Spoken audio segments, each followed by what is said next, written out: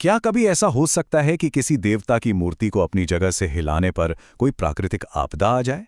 ये सिर्फ सोचने वाली बात नहीं है, बल्कि ये वो रहस्य है जो 2013 में उत्तराखंड में आई भयानक बाढ़ के बिल्कुल केंद्र में है।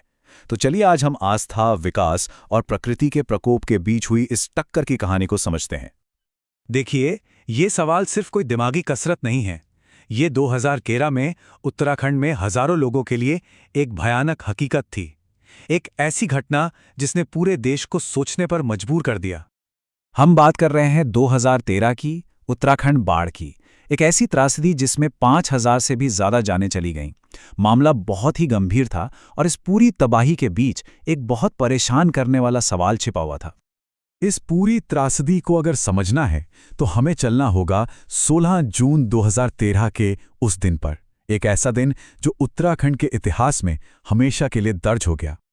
ये कोई मामूली बाढ़ नहीं थी, इसे एक तरह की हिमालयन सुनामी कहा जा सकता है। कुछ ही घंटों के अंदर नदियों ने अपने रास्ते बदल दिए, शहर के शहर बह गए और पूरा केदारनाथ इलाका तबाह हो गया। लेकिन इस तबाही के बीच एक कहानी धीरे धीरे सामने आने लगी, एक ऐसी कहानी जो विज्ञान और तर्क को सीधी चुनौती देती है। अब इस आपदा के पीछे के रहस्य को समझने के लिए हमें मिलना होगा इस कहानी के सबसे अहम किरदार से, धारी देवी। एक शक्तिशाली देवी जिनकी कहानी इस इलाके जितनी ही पुरानी है। धारी देवी कोई साधारण देवी नहीं है।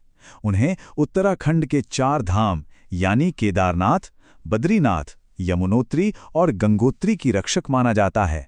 भक्तों का मानना है कि वो ही पूरे इलाके की रक्षा करती हैं। धारी देवी को एक जीती जागती शक्ति माना जाता है और इसके पीछे की वजहें भी बहुत दिलचस्प हैं।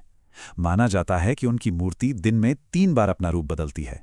सुबह में एक कन्या, दोपहर में एक युवती और शाम को एक बूढ़ी महिला। वो खुले आसमान के नीचे रहना पसंद करती हैं, इसीलिए उनके मंदिर पर कभी छत नहीं बनाई गई। और सबसे खास बात, ये माना जाता है कि यहाँ देवी काली के उग्र रूप का सिर्फ ऊपरी धड़ मौजूद है। सदियों पुरानी एक कहानी है जिसके मुताबिक देवी की मूर्ति अलकनंदा नदी में बहती हुई मिली थी। जब गांव वालों ने उसे रोकने की कोशिश की तो एक दिव्य आवाज सुनाई दी, जो एक तरह से आदेश भी था और चेतावनी भी। और यहीं से कहानी में आधुनिक विकास और सदियों पुरानी आस्था के बीच टकराव शुरू होता है। तो मामला ये था कि एक तरफ एक 330 मेगावाट का हाइड्रो इलेक्ट्रिक पावर प्रोजेक्ट था जो इलाके में तरक्की और बिजली लाने का वादा कर रहा था, तो दूसरी तरफ एक गहरी आस्था थी कि एक जीवित देवी को उनकी मूल जगह से हिलाना एक बहुत बड़ा अपशगुन होगा। ये एक ऐसा टकराव था जो 1 दशक से भी ज्यादा चला, जिसने अदालतों से लेकर आम लोगों तक सबको बांट दिया था। जैसा कि ये टाइमलाइन दिखाती है, ये फैसला कोई रातों रात नहीं लिया गया था।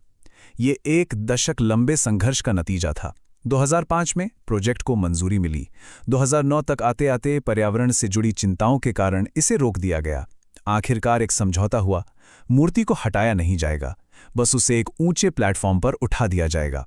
और फिर 2013 में सुप्रीम कोर्ट ने भी इस फैसले पर अपनी मोहर लगा दी, जिसने आने वाली घटनाओं की जमीन तैयार कर दी। और अब हम पहुंचते हैं उस पल पर जब वो फैसला अमल में लाया गया। एक ऐसा पल जो हमेशा के लिए यकीन और इत्तेफाक के बीच की लकीर को धुंधला कर देगा। और यही इस कहानी का सबसे हैरान करने वाला हिस्सा है। 16 जून 2013 की शाम को अधिकारियों ने मूर्ति को उसकी मूल जगह, उसकी मूल शिला से हटा दिया, मतलब उस पवित्र चट्टान से जिस पर वो सदियों से विराजमान थीं। और इसके कुछ ही घंटों के अंदर केदारनाथ घाटी में बादल फट गए, जिससे वो भयानक बाढ़ आई। भक्तों के लिए और यहां तक कि देश के बड़े मीडिया हाउसेस के लिए भी ये सिर्फ एक इत्तेफाक नहीं था, एक सीधा कनेक्शन था, देवी का क्रोध। इंडिया टुडे ने उस वक्त रिपोर्ट किया था कि ये बात बड़े पैमाने पर मानी जा रही थी कि देवी ने अपना बदला लिया था। तो सवाल ये है कि इस भयानक तबाही के बाद क्या हुआ और आज वहां क्या हालात हैं? उस आपदा के बाद मंदिर को फिर से बनाया गया। आज ये मंदिर अलकनंदा नदी के ऊपर एक ऊंचे कंक्रीट के प्लेटफॉर्म पर सुरक्षित खड़ा है, जो एक तरह से मॉडर्न इंजीनियरिंग और अटूट आस्था का प्रतीक है। लेकिन ये बहाली सिर्फ ढांचा खड़ा करना नहीं थी। 2023 में एक खास अनुष्ठान करके मूर्ति को उसकी मूल दिशा में फिर से स्थापित किया गया। भक्तों के मुताबिक ये देवी को शांत करने और आध्यात्मिक संतुलन को वापस लाने की एक कोशिश थी। तो जब हम इन सारी घटनाओं को एक साथ रखकर देखते हैं तो इससे क्या निष्कर्ष निकलता है, क्या टेक अवे है? अब देखिए, कोई इसे देवी का प्रकोप माने या फिर एक बहुत ही भयानक इत्तेफाक, धारी देवी की कहानी हमें विकास, आस्था और प्रकृति की उस ताकत के बीच के नाजुक रिश्ते पर सोचने के लिए मजबूर करती है जिसे हम काबू नहीं कर सकते। और ये हमें एक बुनियादी सवाल के साथ छोड़ जाती है, तरक्की की इस दौड़ में हम उन ताकतों के साथ संतुलन कैसे बना सकते हैं जिन्हें शायद हम कभी पूरी तरह से समझ ही नहीं सकते।